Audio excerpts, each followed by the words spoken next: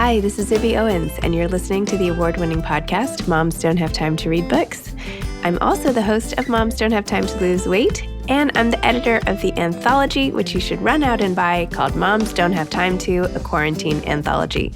All proceeds of that book go to COVID-19 vaccine research. And I'm the editor-in-chief of Moms Don't Have Time to Write, a new publication on Medium, and we're accepting submissions, so please send your personal essays there. And if all that isn't enough, you can follow me on Instagram at Zibby Owens, and my website is zibbyowens.com. Okay, now back to this amazing podcast.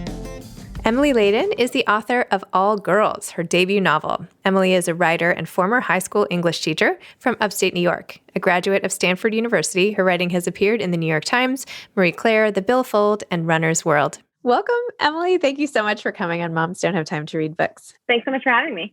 Sure. Okay, All Girls. This book cover sort of stopped me in my tracks. I went to an all-girls school, I have to tell you, for 9 years. And this was not my exact uniform, but this was the uniform of a lot of the girls down the street who I also grew up with. So for that alone, I was like, well, this is interesting. And then turned out it was a really great book. So there you go. I'm getting that from, so I've worked at several all-girls schools, but I'm also getting that feedback from a lot of people. I think that like tartan kilt is a very standard girls' school uniform. Yes. So tell listeners what your book is about and then what inspired you to write it. Sure. So the novel begins as an alumna of the All Girls Atwater School has come forward with an allegation of sexual assault. And the story unfolds over the course of a single academic year as the school and its inhabitants react to that accusation. The book is multi-POV. Its 9 interconnected characters navigate the kind of social mores of prep school life and the broader challenges of growing up against this backdrop of sexual violence and institutional non-transparency. And all the while, the acts of a vigilante prankster kind of threaten to undermine the school's efforts to quash the scandal, really raising questions about Atwater's role as a protector and defender of young women and the power those girls have to kind of nonetheless like assert their voices. So that's the book. You asked me about my inspiration. Yeah. After that, we can go. That'll just be all we need. All in the first 2 minutes. It's okay. So when I sat down to write the book, I really was trying to do 2 things. I think number one, I wanted to write something that really honored the experience of teenage girlhood in kind of all its depth and capacity. And I wanted to do that through the lens of an all-girls school. As we just talked about, I spent most of my 20s working at various boarding and independent day schools, the majority of them all girls. And I wrote this book from 5 to 6 a.m. every morning before going to teach, in part because I felt really compelled to write about what I felt I was witnessing every day, which is what it's like to come of age in a place that really promises you the world when that world still isn't totally yours for the taking. Wow. I'm impressed. 5 to 6 every day. Literally, as you're saying that, I'm sitting here thinking, could I like set aside that hour? Would I wake up before my kids and do it? I don't know. That's a lot of dedication, but also shows that when you do it a little bit every day, you chip away. And then next thing you know, you have this giant book in front of you, which is amazing. I think I think Stephen King, I'm sure many people have said this, but I think it's Stephen King who has like very famously said, like, if you write a page a day at the end of a year, you'll have a novel. And that was the way it had to happen for me, I think. This is a good New Year's thing. I mean, I know your book is coming out. When does it come out? February 2nd? Mm-hmm. Is that right? February 16th. February 16th. Okay. That's the day my anthology is coming out, by the way. Oh, that's exciting. We're pub date twins. Pub date twins. But this is still early enough in the year that people could stop and say, okay, this year, 2021, I'm going to start right now. I mean, I guess it doesn't have to start at the beginning of any year. It could be any date you pick, right? I'm a teacher. Yeah. I don't go by January to January. It's academic. Yeah. I was a teacher. It's academic. The life is lived in academic years, right? Not January. Could be September. Be February 16th. Let's all just start writing books. Exactly. Sounds great. So the interesting thing about this book, or not the interesting thing, let me rephrase. One of the interesting things about this book is that you cover so many different characters and you don't necessarily go back and dig way back in and revisit everyone in equal measure or even at all. And it almost could be interlinking short stories in a way, except that they're all set on campus. So did you consider writing a book of short stories, or how did you come up your point of view? How did you end up doing that? And that in terms of formatting and structure of the book? Yeah, fair question. Totally. I think that I don't know if I thought of this as short stories or linked stories, but I know that I never thought of this book as a single protagonist book. I felt that there were too many stories I wanted to tell, and it seemed sort of unrealistic and unreasonable to burden a single character with all that I wanted to say. I felt that I could achieve deeper wells, like a greater exploration of a single issue. So mental illness, trauma, sexuality, if I used multiple vignettes. So that's part of it. And then I also think that I wanted to depict a community, not just a single person. So I knew I was going to be casting a wide net sort of from the outset. How did you even pick who to start with? That's a great question. I think in some cases the character sort of came to me first, and I had a concept for a character and then sort of slotted her in wherever it felt right. But then the book also roughly follows you into a girls' school. So I'm sure you know this too, that these places are really big on tradition, right? Like the events of the year are really important. And so I knew I also wanted to chart that sort of rhythm of the year. So sometimes a vignette, I started with something like the holiday pageant and expanded out from there. Interesting. So the character who had the eating disorder with the insured drinks and who was running and did track and all Macy, of this. Yeah. Mm-hmm. Macy. Thank you, Macy. Yeah, I knew I was going to get on this podcast and forget all the names. But there are a lot of names to my credit, right? Totally. Okay. Absolutely. I feel like I remember Lauren's the best, but Macy, her whole eating disorder, and does she talk about it? Tell me a little bit about that, because I feel like you hear so much about girls in boarding school who might have eating disorders, and you've been a teacher, and I'm sure you've seen examples of this. And just tell me a little more about her character and how she manages this when, like, at home, you could have somebody's watchful eye over you, right? But then once you're away at school, your demons are packed along with you. So what do you do? Yeah, that's a great question. So Macy is interesting to me because when we talk about disordered eating is often accompanied by, I forget what the technical term is, but like simultaneously occurring disorders. So comorbidity. Yes. Thank you. So Macy really struggles with OCD and anxiety, and her disordered eating, which in my mind is actually, it's closer to RFID, right? Like avoidant restrictive. Wait, stop for a second. RFID. Wait, what is that? RFID is, and I don't remember the full acronym. It's avoidant restrictive food intake disorder, I think, maybe. ARFID. I thought I was like so up on this, and now there's a new acronym that I don't even know about. Every time there's a new eating disorder, like, do I have that? Maybe maybe that's the one I have. I couldn't remember comorbidity, but I had RFID for us. Yes. So we're getting it together. Together we'll make our way through it. So RFID is like a little bit less, it is really less well known, and it really has a lot of symptoms that are very close to anorexia. So it is a tricky one and a newer one, at least like in the sort of zeitgeist. But the point is that Macy's eating, her issues with food get triggered by her anxiety and her OCD. And so that's really what I was trying to mine with her, even though she is a runner, and runners tend to have, there's obviously a high correlation between endurance athletes and disordered eating. I really wanted to capture with Macy that idea that so often disordered eating is a physical manifestation of a psychological burden. And it's easy for it to happen at school for her because everything's new. There's so many things that she can be anxious about, so many ways she's thrown out of her normal routine. For her in her chapter, the real trigger is initiation and not knowing what that is, not knowing what something is. High levels of uncertainty are anxiety triggers. So for her, that was just a quick dive.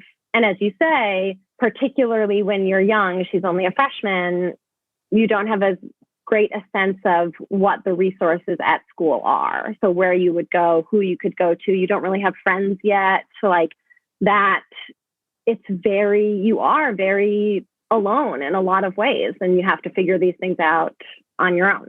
The initiation chapter was like, I don't know. I was like panicking the whole time myself. I feel like you gave me anxiety just reading it. Like, I can't believe they're like in the dark, like what, in the lake now? What are they doing? Anyway, like, thank God I didn't go to that school. I wouldn't have made it through that part. So I noticed in your acknowledgments, which are always my favorite part of the book to read, you mentioned this part about therapy, which I thought was so interesting. So I hope you don't mind that I'm going to read this part rather than anything in your amazing book that I beforehand. But you said the transition into this new career would not have been possible without the support of my therapist. Good therapy with the right fit is transformative. And yet the fact that I am able to pursue treatment is a privilege. Mental health care should be accessible to any individual who needs it. And I hope that one day such a system will prevail, which is an amazing sentiment, one I completely and totally agree with. But to thank your therapist openly begs the question, okay, so what were you in therapy for? It's just none of my business. But you're the one who put it in the book. So I feel like I get to ask now. It's totally fair. And I definitely wrote it you write that knowing that people might ask. Today I am people. Yeah, exactly. So we were just talking about Macy. I do really struggle with anxiety and disordered eating, not ARFID, but becoming a full-time writer, I loved teaching. I left teaching to do all of this. We sold the book very quickly. My life changed overnight. And that was very, very difficult. It was one of those moments, people talk about all the time. It's everything you've ever wanted. And it feels terrifying. And terrifying terrifying how? Slow down. It's a combination of, you feel immense pressure. We did sell the book very quickly, and I suddenly felt like I had better live up to this. Even though the book was already done, there's really nothing left to live up to, but you feel like you'd better live up to this. And now this is my job. I had better write another book.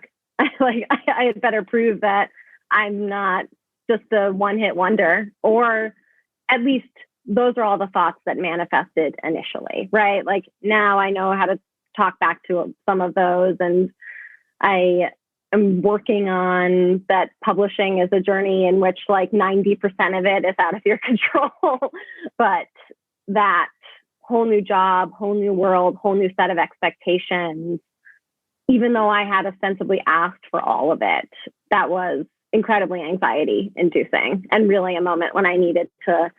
I've been in and out of therapy for a decade, but it was really a moment where I really needed that safe space to process. I feel like I should run a support group for big deal first time authors or something. No, seriously.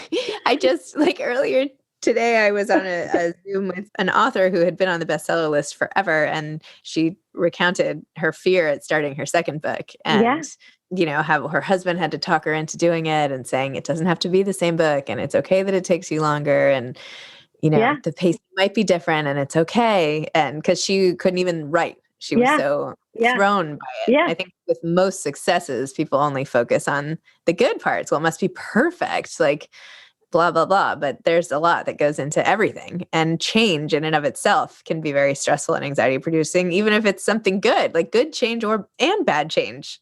Change is change, and change rocks the system and brings up all sorts of old issues. So I get it. Absolutely. Yeah, absolutely. And it's so hard because it is I know how lucky I am, and I'm so grateful. And I know that 2 years ago, I would have committed murder to be where I am right now, but it's real nonetheless. So yeah, I know it's universal too. Even if it's good, doesn't undermine what you're going through.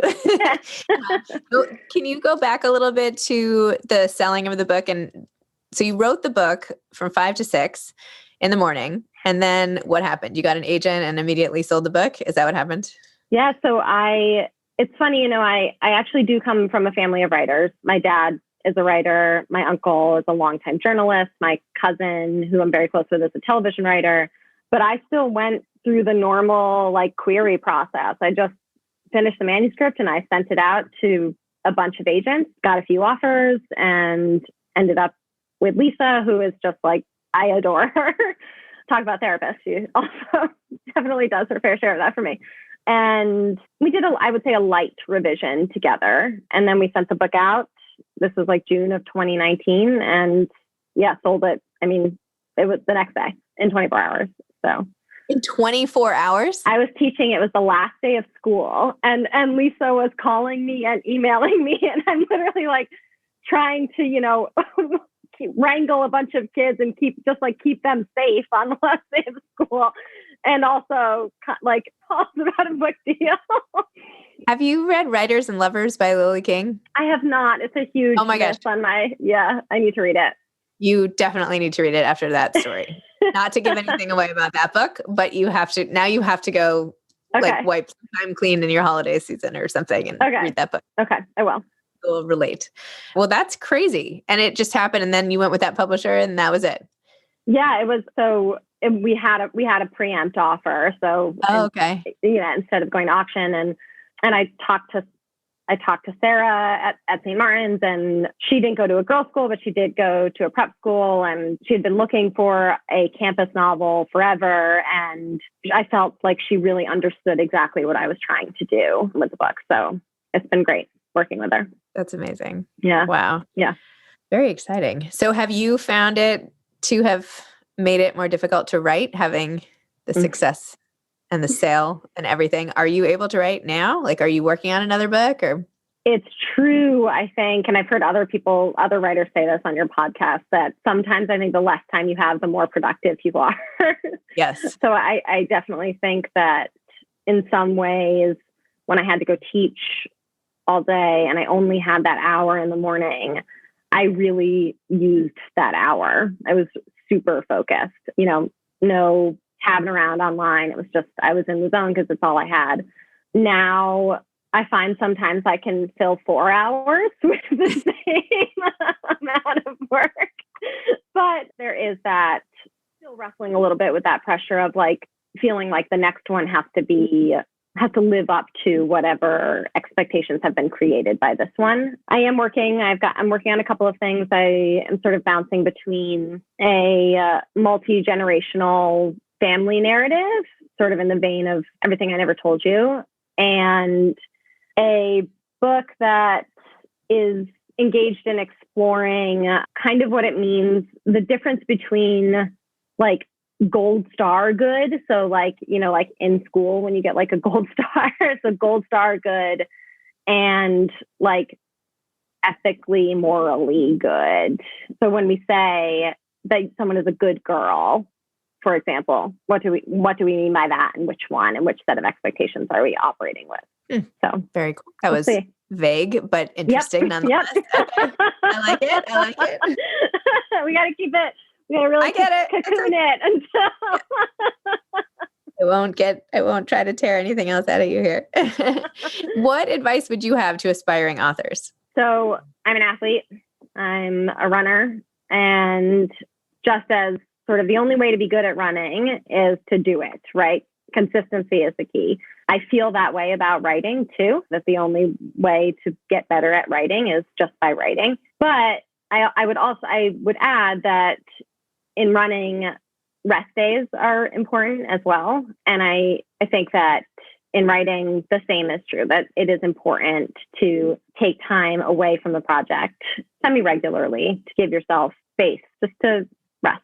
I could tell, well, I couldn't tell necessarily, but I had a feeling that you were a runner after what you wrote in the book, and the feeling of running and what it did for you or the character emotionally. And I don't know, there was something about the passage you wrote there that I was like, I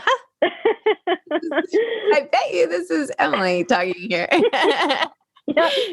Yeah, guilty. What event did you compete in track? No, so I played lacrosse at Stanford, and then I've always been running has always been the love, and lacrosse was kind of the sport that just gave me other opportunities. And so now in my post-collegiate life have been very happily just a runner. So I do races, but and any distance, but yeah, it's more about the day to day. I played lacrosse in high school. Oh, no way. And then when I went to Yale, I was like, oh, well, maybe I'll try to walk on the lacrosse team here and I'll give it a shot, They're pretty good. And I showed up to, yeah, I know, which is why it did not work out. I showed up my first day, hey, I'm a walk-on, and everyone's like, oh, I had the most assists in the country. I was recruited from XYZ school and this and that. And I don't know. I lasted maybe a week and I was like, okay, not only am I 2 feet shorter than everybody, but I'm definitely less skilled. I'm only 5'1", so you can be, okay. You can be I'm 5'2". Yep. All right. Well, now I can't use that excuse, but I like it. I like that excuse. Oh. There are many others too. That's so funny. Yeah. Well, all right. Well, I could have played you if I weren't probably 20 years older than you as well. No, I'm kidding. Okay. Well, anyway, Emily, congratulations on this book. I'm so excited. I'm excited we have books coming out on the same day, even though mine's an anthology. Yeah, that still is exciting. Really excited. And I'll be rooting for you at the success of this book. And you have a natural built-in audience with all the girls' schools. And that's very strategic and awesome of you. So yeah, it was great to meet you over Zoom. It was great to meet you too. Thank you so much for having me. You're so welcome. All right. Take care. Bye-bye. Bye. Thanks for listening to this episode of Moms Don't Have Time to Read Books. Don't forget to follow me on Instagram at Zibby Owens and at Moms Don't Have Time to Read Books. Also sign up for my newsletter at zibbyowens.com and sign up for my virtual book club and meet lots of authors on Zoom every other week. Thanks so much to Steve and Ryan at Texture Sound for the sound editing. And thank you to Morning Moon Productions for providing this fantastic intro and outro music.